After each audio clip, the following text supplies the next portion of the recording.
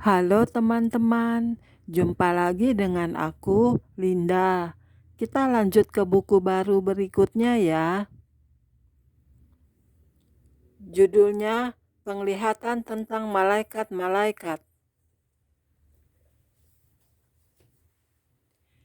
Ini bukunya.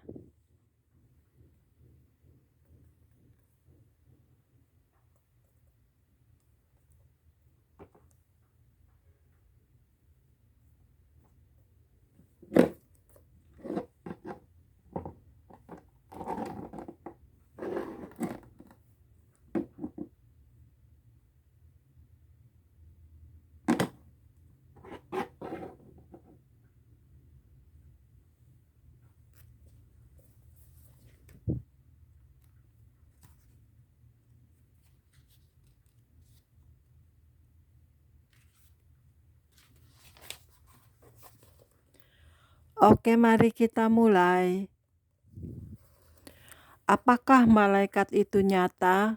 Selama berabad-abad, orang menaruh minat yang begitu besar terhadap gagasan tentang malaikat. Sepanjang sejarah, sebagian besar agama memiliki kepercayaan tertentu terhadap makhluk-makhluk, kekuatan-kekuatan, dan penguasa-penguasa spiritual. Pada zaman kuno, para penyembah berhala, orang-orang yang tidak mengenal Tuhan, biasanya percaya bahwa makhluk-makhluk spiritual itu adalah roh-roh nenek moyang yang sudah meninggal, roh-roh dari berbagai benda yang ada di alam, atau makhluk-makhluk peri dari dunia lain. Dalam suatu gua kuno, para arkeolog telah menemukan gambar-gambar dari makhluk-makhluk bersayap yang terukir di dinding-dinding dan tebing-tebing batu. Para seniman klasik pada periode abad pertengahan telah mempopulerkan penggunaan simbol-simbol artistik dalam karya-karya mereka, sehingga dengan mudahnya seseorang dapat langsung mengenali sesosok malaikat dalam sebuah lukisan. Biasanya mereka menggambarkan para malaikat sebagai sosok yang seperti manusia, tetapi bersayap, memakai jubah putih, memiliki lingkaran halo, dan seringkali membawa harpa atau jenis alat musik lainnya. Sayap para malaikat menunjukkan bahwa mereka adalah makhluk-makhluk surgawi. Jubah putih dan lingkaran halo yang mereka mereka menggambarkan kemurnian, kekudusan, menggambarkan kemurnian dan kekudusan. Alat-alat musik disertakan untuk menunjukkan bahwa para malaikat itu menyanyikan pujian bagi Allah. Penggambaran malaikat dalam lukisan-lukisan dari abad pertengahan dan Renaissance telah berkontribusi terhadap banyak gagasan kita sekarang tentang seperti apa penampilan dan aksi malaikat. Maniak malaikat. Para malaikat adalah subjek yang sangat terkenal dalam masyarakat sekarang ini. Dalam pelayanan keliling saya selama beberapa tahun terakhir ini, saya telah melihat adanya minat yang meningkat secara pasti dari antara orang-orang dalam berbagai lapisan masyarakat terhadap makhluk-makhluk surgawi. Kemanapun saya pergi, orang-orang bertanya kepada saya tentang malaikat. Bahkan orang-orang Kristen dari latar belakang yang lebih tradisional yang biasanya tidak menekankan pada bidang supernatural pun menunjukkan suatu peningkatan ketakjuban terhadap makhluk-makhluk surgawi ini. Ada banyak tanda dan minat yang mendunia terhadap para malaikat, tidak hanya dalam gereja, tetapi juga di seluruh masyarakat kita. Museum-museum kita penuh dengan berbagai lukisan dan pahatan berupa makhluk-makhluk bersayap. Daftar buku-buku terlaris sering menampilkan judul-judul tentang malaikat. Toko-toko buku memiliki suatu bagian khusus untuk memajang berbagai pernik yang berhubungan dengan makhluk-makhluk surgawi itu. Selain itu, kita sering membaca dan melihat berbagai laporan media tentang malaikat. Belakangan ini ada suatu acara televisi yang sedang naik daun, judulnya Touched by an Angel, menceritakan adanya malaikat-malaikat pelindung. Belum lama berselang, ada acara lain yang tidak kalah terkenalnya yang berjudul Highway to Heaven, menceritakan tentang seorang malaikat yang dikirim ke bumi untuk membantu manusia. Lirik-lirik dari banyak lagu yang populer pun berbicara tentang malaikat. Perwujudan makhluk-makhluk surgawi itu juga terlihat dalam kartu-kartu ulang tahun dan undangan-undangan pernikahan. Mereka tampil dalam berbagai cenderamata, perhiasan, dan aneka penyedot debu yang religius maupun yang semi-religius. Para seniman dan penulis terus menggambarkan malaikat-malaikat dalam berbagai bentuk. Majalah Time menerbitkan suatu cerita sampul yang berjudul Angels Among Us, malaikat-malaikat di sekitar kita. Para penulis artikel itu menjelaskan fenomena tentang minat yang sekarang ini begitu besar terhadap para malaikat. Para teolog mengamati bahwa bagi orang-orang yang dengan mudahnya menelan Allah dan aturan-aturannya, malaikat adalah pengertian yang praktis.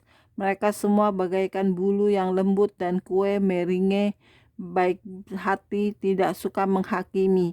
Mereka tersedia bagi setiap orang seperti aspirin. Sepertinya sekarang ini ada banyak orang yang menggunakan gagasan tentang malaikat untuk menenangkan hati nurani mereka, lari dari kenyataan hidup dan memasuki suatu dunia khayal yang tampak menyenangkan dan tidak menekan. Apakah malaikat itu? Apakah makhluk-makhluk semacam itu memang ada, atau mereka hanya mitos seperti para kurcaci dan peri? Apakah mereka hanya makhluk-makhluk yang merupakan ciptaan dari pikiran yang kreatif, figur-figur imajiner yang melayang-layang tanpa harapan di antara realita dan hayalan? Jika mereka memang benar, bagaimana kita bisa yakin akan hal itu? Apa mereka dapat dilihat? Ketertarikan saya terhadap malaikat. Ketertarikan saya sendiri terhadap malaikat itu lebih dari sekadar ketakjuban atau obsesi. Bertahun-tahun yang lalu, Allah mulai memberi saya beberapa mimpi, penglihatan, dan pewahyuan tentang dunia roh, termasuk yang mengungkap tentang pelayanan dari malaikat-malaikatnya. Yang saya maksud bukanlah orang-orang tertentu yang merupakan malaikat bagi kita. Saya sedang berbicara tentang roh utusan Allah, wakil khusus Allah yang melakukan perintahnya dan dikirim untuk menolong umatnya. Penglihatan dan pewahyuan ini biasanya datang ketika saya sedang berdoa dan merenungkan firman Allah. Saya sudah menulis banyak dari antara pengalaman itu dalam buku-buku saya, A Divine Revelation of Hell, A Divine Revelation of Heaven, sebuah penglihatan tentang surga, dan A Divine Revelation of Spirit Realm, sebuah penglihatan tentang alam roh. Dalam karya-karya tersebut, saya menceritakan dengan sangat detail tentang pengetahuan pewahyuan yang Allah berikan kepada saya dan apa yang telah Dia tunjukkan kepada saya tentang misteri-misterinya. Dalam A Divine Revelation of Angels, semua penglihatan tentang malaikat-malaikat, saya ingin menekankan pada penglihatan-penglihatan dan pewahyuan-pewahyuan tentang malaikat yang Allah berikan kepada saya. Saya ingin menunjukkan kepada Anda tentang apa arti pelayanan malaikat bagi kita saat kita mengasihi dan melayani Allah. Pada tahun 1976, ketika saya mulai menceritakan tentang pewahyuan yang Allah berikan kepada saya seperti seorang pelopor yang bergerak menerobos ke wilayah yang tak dikenal. Ketika saya mulai berbicara, ada kalanya saya dicemooh, dihina, dan ditertawakan. Tetapi saya tetap menyampaikan cerita saya karena saya merasa bahwa saya memiliki sebuah mandat dari Allah. Sekarang Allah mengirimkan berbagai manifestasi dan pewahyuan secara melimpah. Allah memiliki misteri-misteri untuk disiapkan kepada kita pada saat ini, dan kita harus percaya kepadanya. Tujuan dari pewahyuan Allah. Saya adalah hamba Kristus, dan saya bergairah dengan fakta bahwa Dia murah hati dan sangat baik terhadap para hambanya. Allah memberikan berbagai penglihatan dan pewahyuan kepada saya, sehingga saya dapat memberikannya kepada tubuh Kristus dan orang-orang yang belum percaya. Berbagai penglihatan dan pewahyuan itu adalah tanda-tanda bahwa Allah sedang bekerja di antara kita. Alkitab berkata, "Sungguh, Tuhan Allah tidak berbuat sesuatu tanpa menyatakan keputusannya kepada hamba-hambanya para nabi." Amos 3 ayat 7. Allah telah menyingkapkan hal-hal itu untuk memberi kita harapan, untuk membesarkan hati kita, dan untuk menunjukkan bahwa Dia beserta kita. Apa yang akan saya ceritakan kepada Anda ini sesuai dengan firman Tuhan. Saya tahu dari Alkitab dan dari pewahyuan yang Allah berikan kepada saya bahwa para malaikat-malaikat yang real, bukan mitos atau legenda. Mereka bukan sekedar komoditas pemasaran atau tokoh untuk sebuah acara televisi. Mereka adalah makhluk-makhluk roh yang real. Saya menulis semuanya ini untuk meninggikan Yesus Kristus, untuk memuliakan Dia. Tujuan dari berbagai pewahyuan ini adalah untuk menarik orang-orang datang mendekat kepada Allah dan untuk memberi hormat dan kemuliaan bagi Dia. Anda perlu mengetahui bahwa Yesus sangat mengasihi dan peduli terhadap Anda. Ada begitu banyak hal yang ingin Dia sampaikan kepada Anda. Dia begitu ingin membuka hati Anda. Dia rindu untuk bersama Anda. Dia rindu untuk membuka dirinya kepada Anda. Anda dapat berbicara kepadanya, dan Dia akan berbicara kepada Anda. Dia adalah Allah yang penuh kasih dan menakjubkan. Saya ingin Anda tahu bahwa saya mengasihi Tuhan Yesus dengan segenap hati saya. Dia begitu baik kepada saya. Apa yang saya katakan dalam buku ini benar adanya. Saya ingin agar Anda mengerti hal ini, sehingga Anda dapat duduk bersama Kristus di surga. Ini adalah sesuatu yang Dia inginkan bagi kita semua.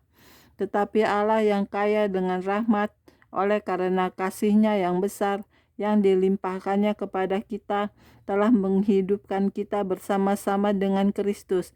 Sekalipun kita telah mati oleh kesalahan-kesalahan kita, oleh kasih karunia kamu diselamatkan.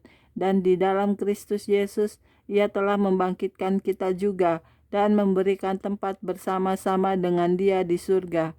Efesus 2 ayat 4 ayat 6. Allah telah menaruh beban dalam hati saya untuk menulis buku tentang malaikat ini.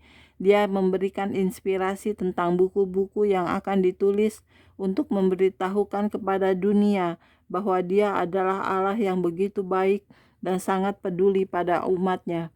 Saya sering melihat malaikat yang sedang beraksi, dan saya berdoa agar Roh Kudus membimbing saya ketika saya menyampaikan beberapa dari pewahyuan itu kepada Anda. Ketika saya menuliskan apa yang telah Allah berikan kepada saya untuk disampaikan, saya berdoa agar itu dapat memperkuat dan memberi pengertian baru kepada Anda tentang berbagai misteri dan pewahyuan dari Allah. Saya juga berdoa agar buku ini akan tersebar ke seluruh dunia untuk membantu banyak orang lainnya yang membutuhkan Allah, agar kesaksian tentang pelayanan malaikat ini akan membantu ribuan orang untuk mengetahui realita tentang kasih dan kepedulian Allah bagi mereka. Melalui kebenaran-kebenaran yang disajikan di sini, saya berdoa agar Allah, baik secara langsung atau melalui para malaikatnya, akan mengangkat beban-beban yang berat dan sakit penyakit dalam nama Yesus dan membantu memerdekakan yang tertindas. Kerinduan Allah adalah membuka belenggu-belenggu kelaliman dan melepaskan tali-tali kuk supaya engkau memerdekakan orang yang teraniaya dan mematahkan setiap kuk. Yesaya 58 ayat 6. Saya begitu menjadi bergairah lagi ketika saya mengingat pewahyuan menakjubkan yang telah Allah berikan kepada saya. dan apa yang telah Dia tunjukkan kepada saya tentang para malaikat kudusnya. Jelas bahwa Allah memiliki belas kasih dan Dia memiliki malaikat-malaikat yang bekerja untuk kebaikan kita. Pada bagian 1 dan 2 dari buku ini, saya akan menjelaskan apa yang dikatakan Alkitab tentang seluk-beluk dan peran para malaikat. Pada bagian 3, saya akan menyampaikan apa yang telah disingkapkan Allah kepada saya melalui Roh Kudus-Nya tentang para utusan surgawi ini. Saya juga akan membagikan beberapa penglihatan yang telah saya lihat tentang pelayanan yang dilakukan oleh para malaikat. Penglihatan-penglihatan itu menekankan banyak cara di mana para malaikat membawa kemuliaan bagi Allah dan melakukan perintahnya untuk memimpin, melindungi, menghibur, menjaga, dan menyelamatkan umatnya. Bagian 4 menyediakan suatu kesempatan untuk melakukan refleksi diri atau diskusi kelompok tentang tema-tema yang diulas dalam masing-masing bab. Dalam bab berikutnya, kita akan mempelajari apa yang benar dan apa yang merupakan mitos tentang tentang para putusan surgawi Allah.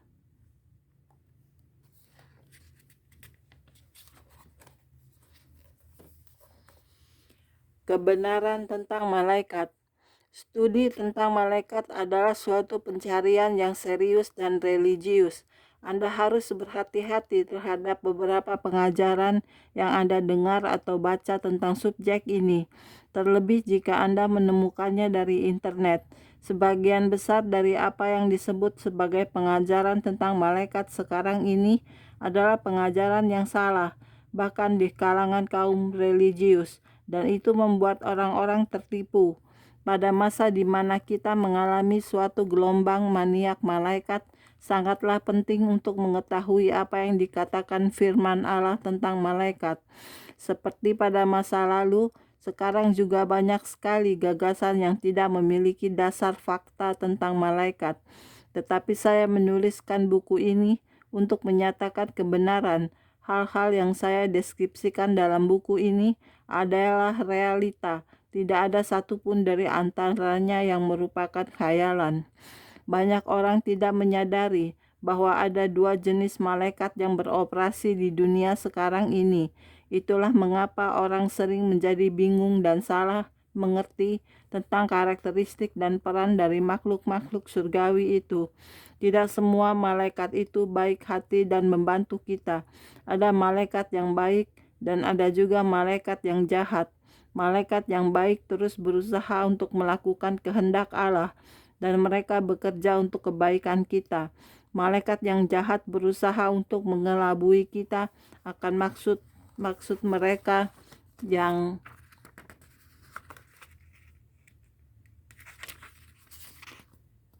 sebenarnya terhadap kita. Mereka adalah roh-roh jahat yang lebih bertujuan untuk mencelakakan kita daripada membantu kita. Itulah mengapa sangat berbahaya bagi kita untuk mempelajari tentang Alkitab dari orang-orang yang tidak memiliki pemahaman Alkitabiah yang teguh tentang sifat dan cara-cara yang sebenarnya dari malaikat. Saya percaya bahwa salah satu alasan mengapa Allah ingin agar saya menulis buku ini adalah agar orang-orang dapat mengetahui perbedaan antara malaikat-malaikat yang ingin membantu mereka dan malaikat-malaikat yang ingin mencelakakan mereka. Dalam buku ini, pada umumnya saya mendeskripsikan hal-hal yang telah Allah singkapkan kepada saya tentang malaikat-malaikat baiknya. Kita harus mengerti kebenaran tentang malaikat-malaikat kudus Allah jika kita ingin dapat membedakan apa yang palsu.